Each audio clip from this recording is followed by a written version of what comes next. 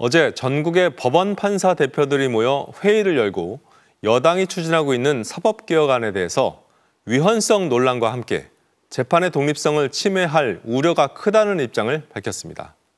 두 차례 모여 논의하고도 공식 입장조차 내지 못했던 과거 이재명 대통령 후보자 대법원 판결에 대한 회의 때와는 확연히 다른 모습이었습니다. 유서영 기자가 보도합니다. 각 법원의 판사 대표들이 모인 전국 법관 대표회의가 6시간 만에 내린 결론은 내란 전담재판부 설치에 대한 우려였습니다. 당초 정식 안건이 아니었지만 법원 행정처의 설명을 듣다 현장에서 안건이 올라오고 공식 입장까지 나온 겁니다. 의안 1번은 전담재판부에 깊은 우려를 표명한다는 내용만 있었고 의안 2번은 국민의 지대한 관심과 우려에 대한 내용까지 들어있었는데 다수결로 통과된 건 2번이었습니다. 다만 다른 안건 투표에 참여한 법관은 90명 전후였는데 이 안건엔 79명만 참여했습니다.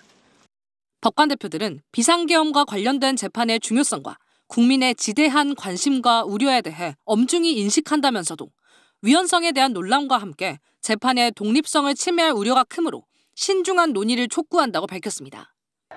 지난 6월 이재명 당시 민주당 대선 후보의 공직선거법 위반 사건에 대한 대법원의 이례적인 초고속 재판 이후 열린 임시회의 때와는 확연히 다른 모습이었습니다. 당시만 해도 법관 대표들은 판결에 대한 입장을 내는 것은 재판 독립을 흔들 수 있다며 결국 공식 입장을 내지 못하고 빈손으로 회의를 끝냈습니다. 또한 당시 회의는 온라인으로만 모두 발언조차 없이 진행됐는데 회의에선 의장이 법원 의견도 존중해달라는 취지의 당부를 남겼습니다. 법관들이 재판에 관한 전문성이나 실무 경험에서 나오는 의견들을 국민들께 상세히 말씀드리는 것 또한 책무라고 생각합니다.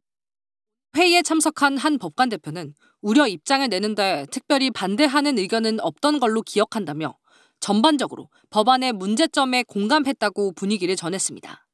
이례적인 대법원의 재판 속도나 윤석열 전 대통령 구속 취소 같은 사법 불신을 부른 판단엔 침묵하고 그 후폭풍으로 현실화된 입법 과정에 대해선 사실상 반대하는 모습. 사법부는 그때마다 재판 독립을 논리로 들고 나왔습니다. MBC 뉴스 유서영입니다.